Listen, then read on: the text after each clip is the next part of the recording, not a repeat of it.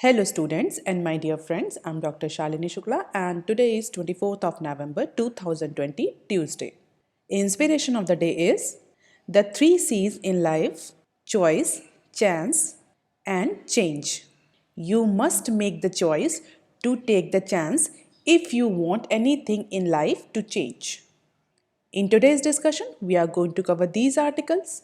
So let's start with article number 1 given on page number 1.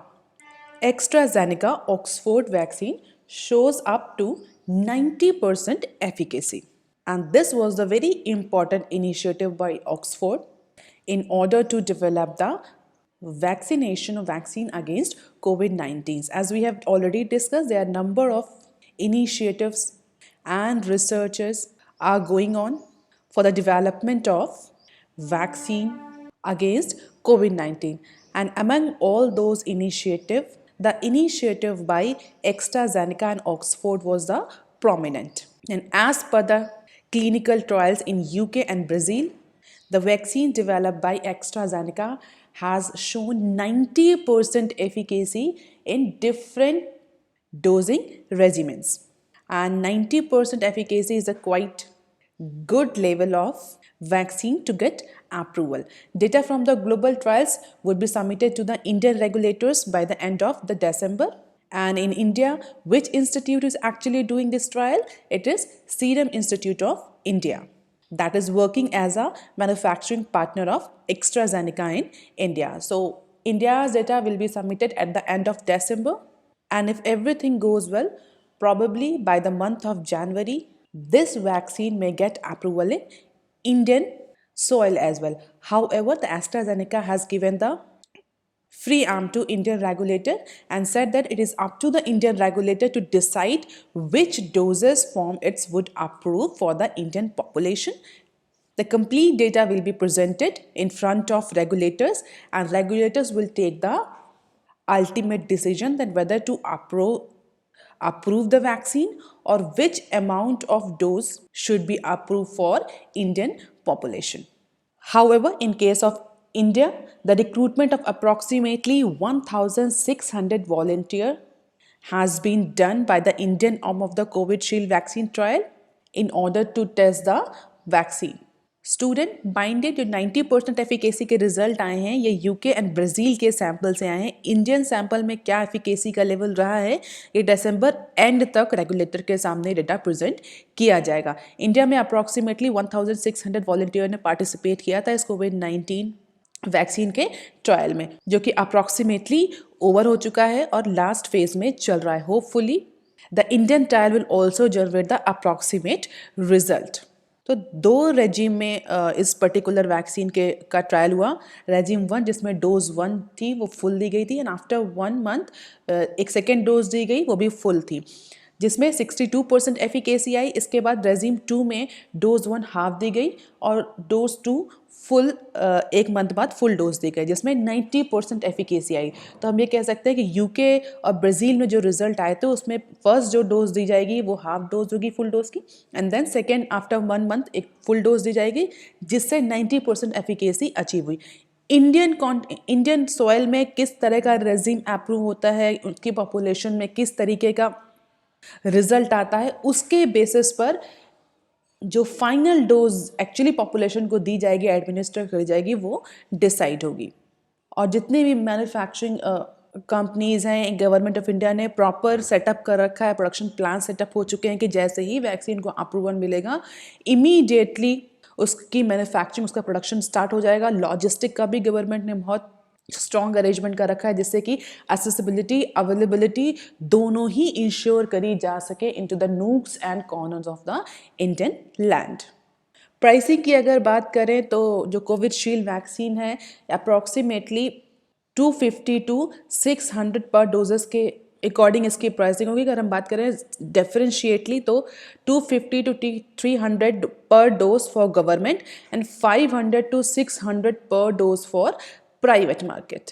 Approximately ऐसे ही pricing रहेगी Covishield की.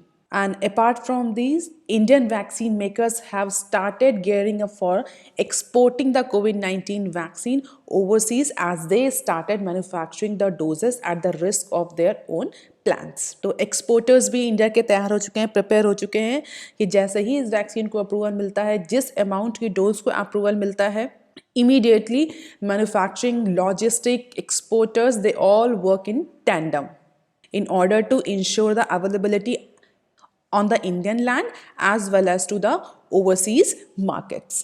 हालांकि इस वैक्सीन डेवलपमेंट में बहुत सारे अदर इश्यूज भी इन्वॉल्व हैं। अगर हम इश्यूज को डिस्कस करें तो सबसे पहला इशू ये है कि जितनी भी इंस्टीट्यूट्स हैं, फर्म्स हैं, कंपनीज हैं जिन्होंने इतना इन्वेस्टमेंट किया, ह्यूज इन्वेस्टमेंट, अगर प्राइसिंग पर कैप लग गया तो किस तरह से ये अपना इन्वेस्टमेंट रिटर्न कर पाएंगी। Recovery of the cost for these firm will be a challenge. जो कोविड-19 की वैक्सीन जो आएगी, that in case of India it will be highly regulated by government. Infrastructure को लेकर के भी बहुत सारे इश्यूज हैं, मैन्युफैक्चरिंग को लेकर के भी, लॉजिस्टिक को लेकर के भी, कोल्ड स्टोरेज को लेकर के, प्रेफरेंस के बेसिस पर भी बहुत सारे चैलेंजेस हैं कि पहले किस तरह के लोगों को कोविड-19 की कोविशील्ड की वैक्सीन दी जाएगी और लास्ट में किस पॉपुलेशन को पहुंचाया जाएगा। तो इस तरह के कई सारे चैलेंजेस हैं जो इंडियन गवर्नमेंट फेस कर सकती है अगर कोविशील्ड इंडिया में अप्रूव हो जाती है। तो उसको ओवरकम करना, इन सारे चैलेंजेस को एक बहुत इम्पॉर्टेंट स्टेप होगा in order to ensure the equitable accessibility and availability of Covishield vaccine. अब देख लेते हैं article number 2 given on page number 1। Centre plans real time tax issue solving mechanism. So the government is thinking of creating a mechanism to prevent the tax issues from ballooning into disputes and settle disagreement on real time basis. और जैसा कि हम सभी को पता है, हमारे यहाँ बहुत सारी MNST scheme government time to time लाती रहती है जो टैक्स डिस्प्यूट्स हैं उनको रिजॉल्व करने के लिए। आज आप मुझे कमेंट सेक्शन में लिखकर बताएंगे गवर्नमेंट ने इनडायरेक्ट टैक्स और डायरेक्ट टैक्स को लेकर के जो एमएनएसटी स्कीम लाई थी in order to resolve all the tax related disputes between the tax players and the authorities. Authorities means it may be CBDT और इट मे बी गवर्नमेंट। तो आप मुझे कमेंट सेक्शन में लिखकर बताएंगे उन दो स्कीम्स का, उन दो प्रोग्राम्स का नाम जो कि मैं ऑलरेडी डिस्कस कर चुकी हूँ। ऐसे कौन से दो स्कीम, एमएनएसटी स्कीम गवर्नमेंट ने लाई थी टैक्स डिस्प्यूट को रिजॉल्व करने के लिए। और अभी आज की न्यूज़ में क्या है, आज की न्यूज़ में बेसिकली इस बात का डिस्कशन है कि गवर्नमेंट इन टैक्स डिस्प्यूट्स को लिंगर ऑन नहीं करना चाहती, neither by providing any scheme, और इसीलिए गवर्नमेंट इस पर्टिकुलर मैकेनिज्म पर पॉन्डर कर रही, क्या कोई ऐसा मैकेनिज्म क्रिएट किया जा सकता है, क्या कोई ऐसा स्ट्रक्चर या सिस्टम क्रिएट किया जा सकता है जिससे कि जो टैक्स इश्यूज रिजॉल्व हो रहे हैं वो रियल टाइम बेसिस पर उनका सोल्यूशन होता है, rather than they should go for arbitration and legal disputes. इससे क्या होगा, इससे गवर्नमेंट का भी फंड और रिसोर्स सेव होंगे और जो टैक्स पेयर्स हैं उनको भी हैरेसमेंट से या अदर टाइप्स के टैक्स रिलेटेड इशू से रिलैक्सेशन मिलेगा। तो हमारी फाइनेंस मिनिस्टर ने इस पर्टिकुलर इशू पर एड्रेस किया है नेशनल एमएनसी कॉन्फ्रेंस 2020 में, जो कि बेसिकली CII ने ऑर्गेनाइज करी थी, जिसमें ऑलरेडी हमारी फाइनेंस मिनिस्टर ने कहा कि गवर्नमेंट ने जिस तरह से दो स्कीम लाई थी in order to resolve the tax dispute, वो स्कीम भी बहुत ज़्यादा सक्सेसफुल नहीं रही जितना गवर्नमेंट ने एक्सपेक्ट किया था। तो इससे बेटर ऑप्शन ये है कि जो भी टैक्स रिलेटेड इश्यूज जनरेट हो रहे हैं उनको लिंगर ऑन ना करके, उनकी बलूनिंग ना करके, उनको रियल टाइम बेसिस पर सॉल्व कर लिया जाए, जिससे कि दोनों टैक्स पेयर और टैक्स अथॉरिटीज़ दोनों को ही वो सारी प्रॉब्लम्स ना फेस करनी पड़े जो कि उन्हें एक लीगल डिस्प्यूट को, लीगल आर्बिट्रेशन को कैरी आउट करने में फेस करनी पड़ती है। तो लिटिगेशन को रिड्यूस करने के लिए, रिसोर्स वेस्टेज को रिड्यूस करने के लिए, टैक्स पेयर के हैरेसमेंट को रिड्यूस करने के लिए, टैक्स कलेक्शन को इम्प्रूव करने के लिए, this particular real time mechanism for tax dispute resolution would be the better option. And these are the key points that you can go through once, और हो सकता है बहुत जल्दी ही हमें एक रियल टाइम मैकेनिज्म देखने को मिले जितने भी डायरेक्ट और इनडायरेक्ट टैक्स रिलेटेड डिस्प्यूट्स हैं उनको रिजॉल्व करने के लिए, उनके स्पीडी रिजोल्यूशन के लिए। अब देख लेते हैं article number 3 given on page number 5, draft pre packaged scheme for insolvency based on British law.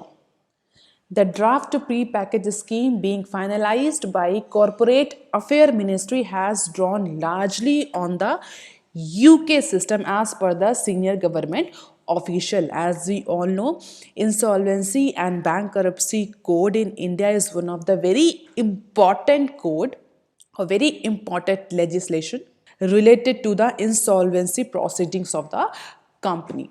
हालांकि अगर हम बात करें आईबीसी कोड की, तो आईबीसी कोड अभी बहुत ज़्यादा इंपॉर्टेंस गेन कर रहा है। इवन रीसेंट कोविड ड्यूरेशन के टाइम में भी अगर आपको याद हो तो गवर्नमेंट ने फिलहाल के लिए इंसॉल्वेंसी एंड बैंकरप्सी कोड के अंदर के प्रोसीडिंग्स को बंद कर रखा था, जिससे कि जो कंपनीज एक्चुअली इंसॉल्वेंट हो रही बिकॉज ऑफ द कोविड-19 they are not able to repay their loans, they are not able to repay their debt, तो वो इंसॉल्वेंसी में ना जाए, क्योंकि कोविड-19 एक ऐसा फैक्टर है जिसकी वजह से एक अच्छी फाइनेंशियल हेल्थ वाली कंपनीज भी इंसॉल्वेंसी की स्टेज पर आ चुकी थी।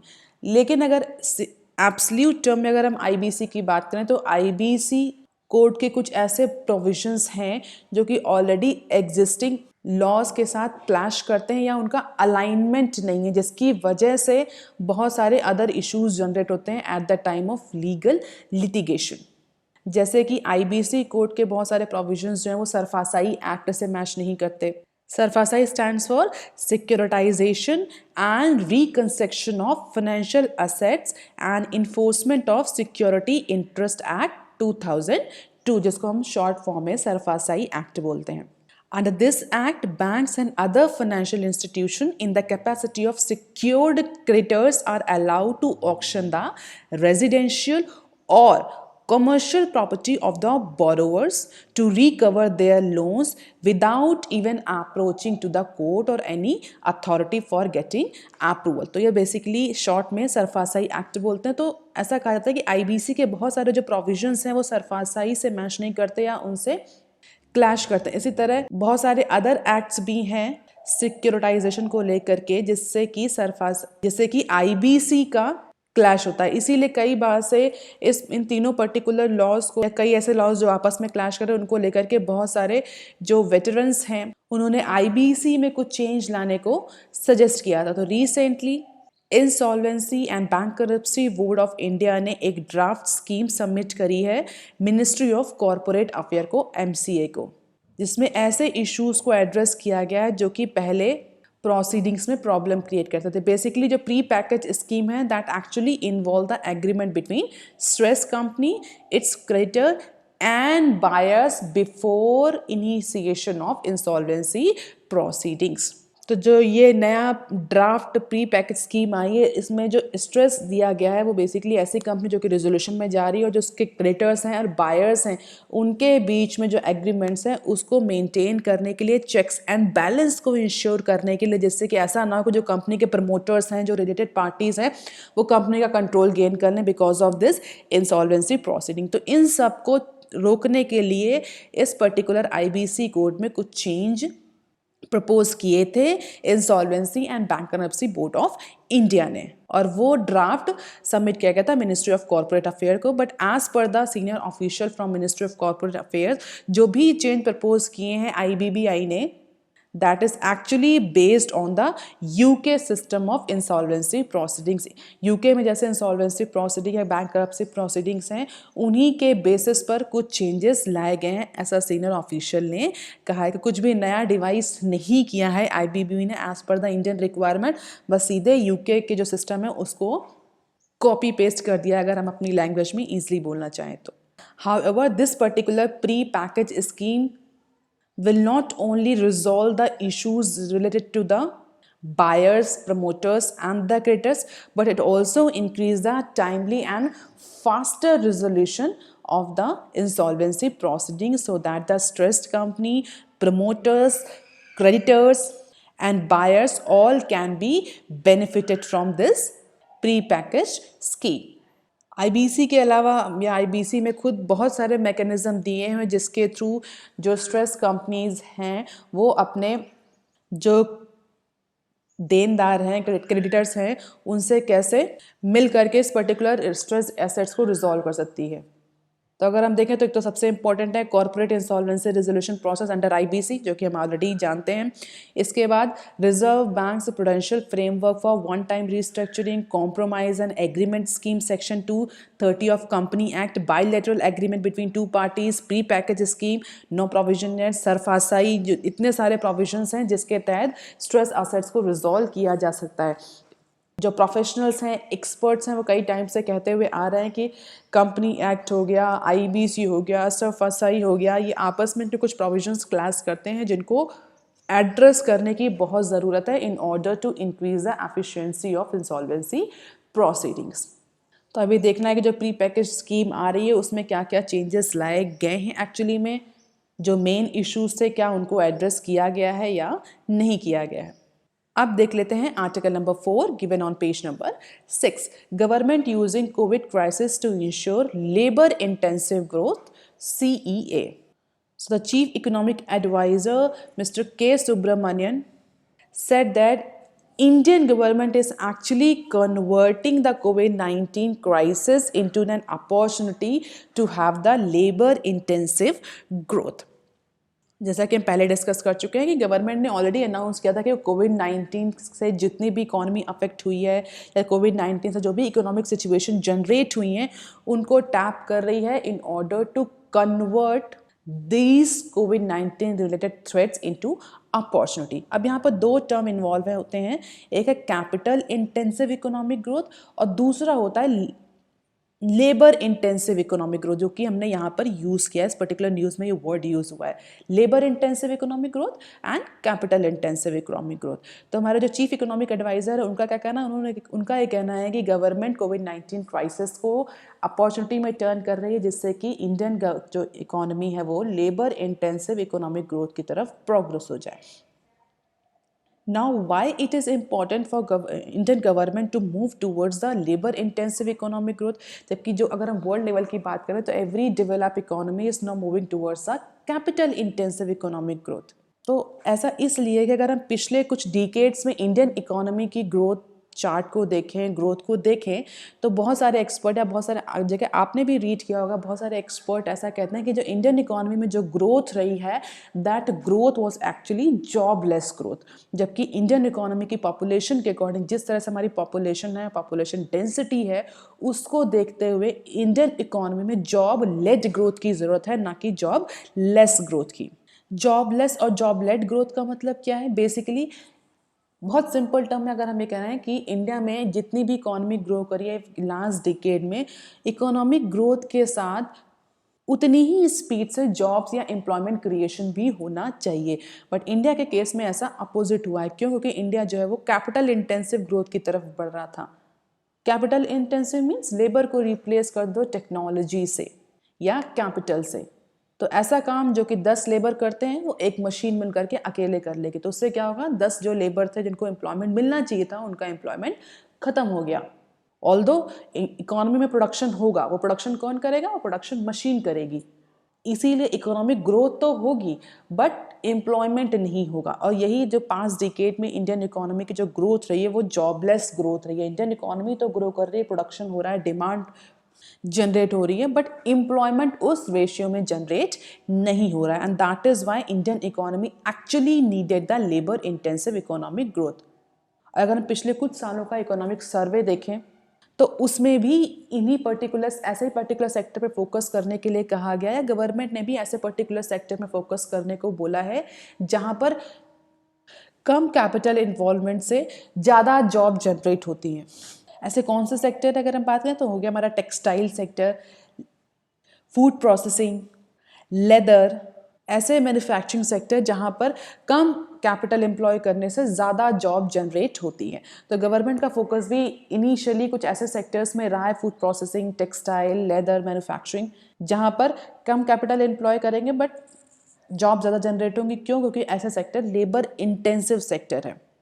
उससे क्या होगा, इंडियन इकोनॉमी में जॉब जनरेट होगी, जॉब जनरेट होगी, इनकम होगी, इनकम होगी, then it will automatically generate into demand and good standard of life.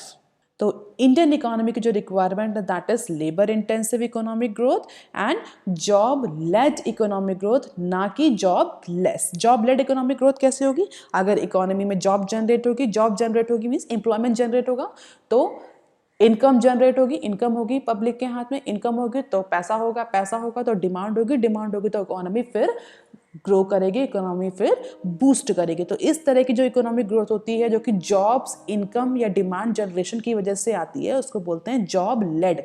Means employment ने, हाई अमाउंट ऑफ एम्प्लॉयमेंट ने इकोनॉमिक ग्रोथ को इंड्यूस किया। जॉबलेस ग्रोथ कि इकोनॉमी तो ग्रो कर रही है because of the capital infusion, because of the technology infusion, technology dissemination, but job उस अमाउंट में क्रिएट नहीं हो रहा है। तो कल CII ने जो कॉन्फ्रेंस ऑर्गेनाइज करी थी, उस कॉन्फ्रेंस में हमारे chief economic adviser mister Subramanian ने भी इस चीज़ पर एम्फेसाइज किया है कि गवर्नमेंट इस समय कोविड-19 क्राइसिस को अपॉर्चुनिटी में टर्न अप कर रही है। The agriculture changes, micro, small and medium enterprises definitional changes, production linked incentive scheme, labour reforms, all are the few attempts to change the macro configuration of the economy towards those sectors which are actually employment intensive sector, just like agriculture and manufacturing, and more specifically in manufacturing is food processing, textile, leather, etcetera. तो अगर हम compare करें तीनों sectors को, agriculture, manufacturing और service, तो सबसे ज़्यादा जो लेबर इंटेंसिव सेक्टर होता है वो हम बोल सकते हैं मैन्युफैक्चरिंग। क्यों? क्योंकि एग्रीकल्चर सेक्टर में कुछ डिस्गाइज्ड एम्प्लॉयमेंट भी होता है। डिस्गाइज्ड एम्प्लॉयमेंट क्या होता है कभी हम और डिस्कस करेंगे। तो बेसिकली मैन्युफैक्चरिंग सेक्टर जो इन तीनों सेक्टर्स में, प्राइमरी, सेकेंडरी और tertiary, manufacturing sector is one of the sector that is actually employment intensive. और सबसे कम एम्प्लॉयमेंट इंटेंसिव कौन सा सेक्टर है? दैट इज सर्विस सेक्टर, जहाँ पर कैपिटल एम्प्लॉयड और employment generation is very low. Means अगर हम सेम अमाउंट का कैपिटल इन्वेस्ट करें इनटू सर्विस सेक्टर तो वहाँ पर कम एम्प्लॉयमेंट जनरेट होगा in comparison to manufacturing and agriculture sector. हालांकि इसमें बहुत सारे इकोनॉमिस्ट के अपने अपने ओपिनियन हैं। कुछ का ये कहना है कि अगर हम लेबर इंटेंसिव सेक्टर की तरफ ज़्यादा फोकस करेंगे या जॉब लेड ग्रोथ की तरफ फोकस करेंगे तो इंडियन इकोनॉमी बहुत सारे फ्रंट पे competitive advantage, specially cost competitive advantage नहीं अचीव कर पाएगी इनटू द इंटरनेशनल मार्केट, तो जिससे कि हमारा एक्सपोर्ट अफेक्ट हो सकता है। बहुत सारे इसमें it's a very in depth issue, बहुत सारे इसमें पॉइंट्स, आर्ग्यूमेंट्स दिए जा सकते हैं। I will not fetch that discussion very longer. कभी इस पर्टिकुलर इस ऊपर कोई एडिटोरियल आया तो विल डिस्कस इट सेपरेटली कि what are the advantage and disadvantage of both types of economic growth, labour intensive और कैपिटल इंटेंसिव। अभी के लिए फिलहाल गवर्नमेंट ऑफ इंडिया ने बहुत सारे चेंजेस प्रपोज किए हैं इकोनॉमिक रीस्ट्रक्चरिंग के लिए, इस पर्टिकुलर क्राइसिस को अपॉर्चुनिटी में कन्वर्ट करने के लिए, जिसमें लेबर रिफॉर्म्स हो गए, PLI स्कीम हो गया, MSME की डेफिनेशन हो गई, एग्रीकल्चर को लेकर के बहुत सारे रिफॉर्म्स लाए हैं गवर्नमेंट ने। अभी हमने पहली न्यूज़ में पढ़ा कि रियल टाइम जो मैकेनिज्म है in order to solve the tax related disputes. Apart from all these, Finance Ministry is also going to simplify the Custom Act into this particular year's budget।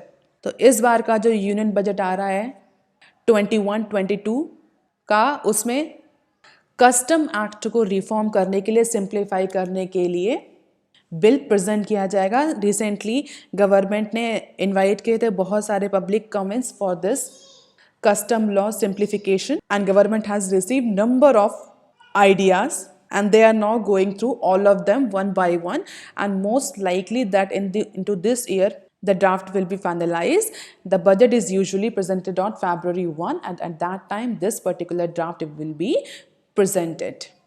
अब देख लेते हैं some other news clips।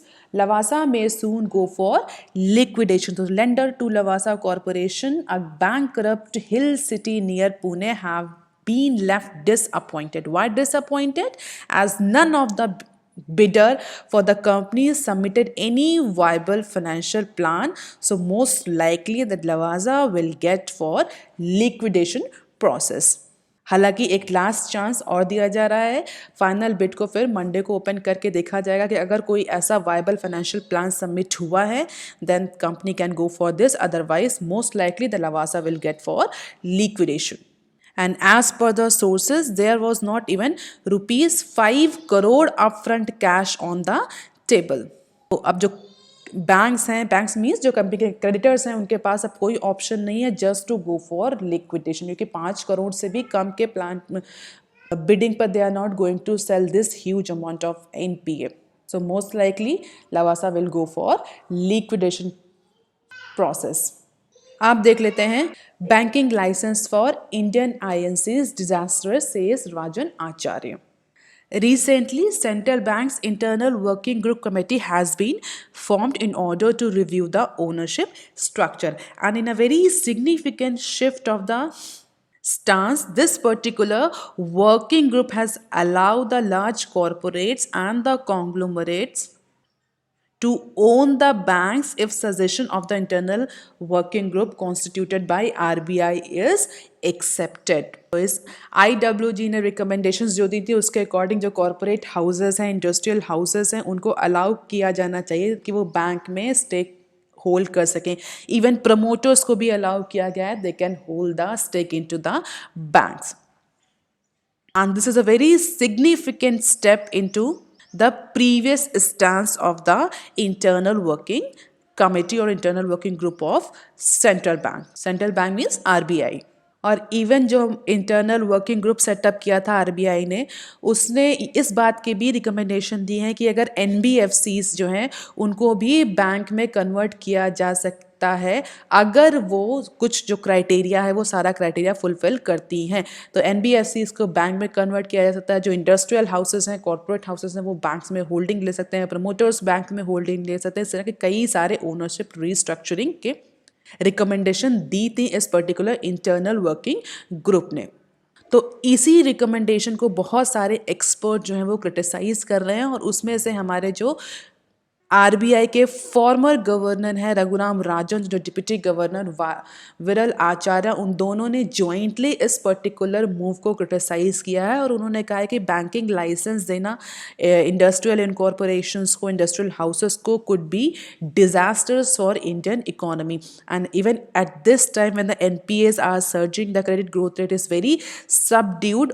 अगर आप इस समय promoters को और इंडस्ट्रियल हाउसेस को अलाउ करेंगे कि वो बैंक्स पर भी अपना कंट्रोल स्टैब्लिश करें, दिस पर्टिकुलर सिचुएशन में be very disastrous for Indian economy. क्योंकि अगर कॉरपोरेट का इन्वॉल्वमेंट बढ़ जाता है, इंडस्ट्रियल हाउसेस का इन्वॉल्वमेंट बढ़ जाता है इंडियन बैंकिंग सेक्टर में, तो वो इंडिया के पूरे इंडियन इकोनॉमी के पूरे फाइनेंशियल सिस्टम को डिस्टर्ब कर देगा. क्योंकि जो क्रेडिट देने वाले हैं और क्रेडिट लेने वाले हैं वो दोनों एक ही पार्टी हो जाएंगे. तो there will be the clash of interest, there will be corruption, there will be very much complexities into the Indian banking system as well as the Indian financial system.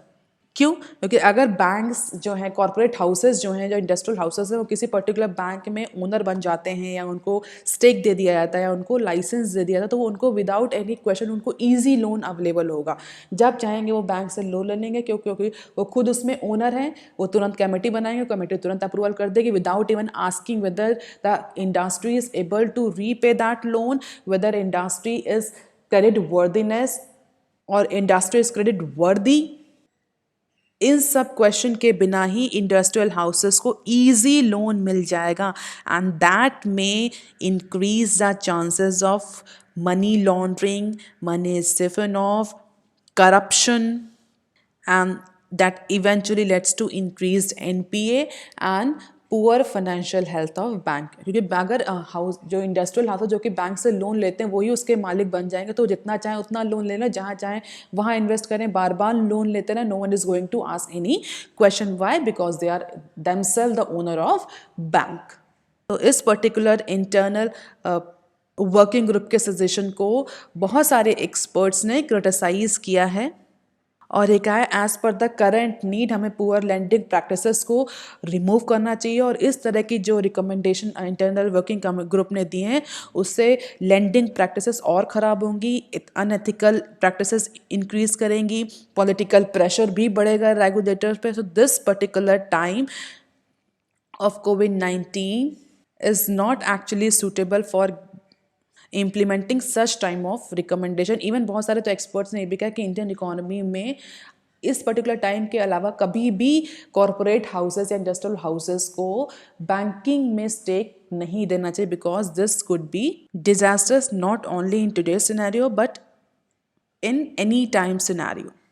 तो अब ये देखना है कि जो भी ये इंटरनल वर्किंग ग्रुप ने जो भी रिकमेंडेशन दी है आरबीआई उस कितनी रिकमेंडेशन को एक्सेप्ट करता है. फाइनली फ़िलहाल के लिए बहुत सारे एक्सपर्ट ने जो कॉरपोरेट हाउसेस के जो प्रमोटर्स हैं उनकी जो ओनरशिप इंश्योर करी गई है बैंकिंग में उस पर्टिकुलर रिकमेंडेशन को क्रिटिसाइज किया है. आज की news of the day, draft pre package scheme for insolvency based on British law. All these are the references. If you want lecture PDF, you can join my Telegram channel. You can also follow me on Twitter, ResearchGate, and on Facebook. That's all for today, student. If you have any query and suggestion, write on comment section below. Please like, share, and subscribe. Thank you.